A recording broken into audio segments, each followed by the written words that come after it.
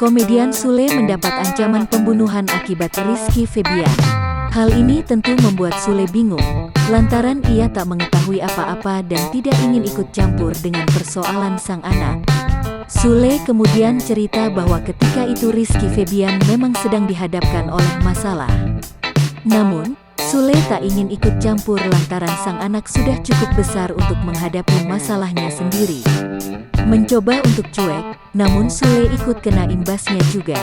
Ia mendapat serangan tak mengenakan dari warganet karena permasalahan yang sedang dihadapi Rizky Febian.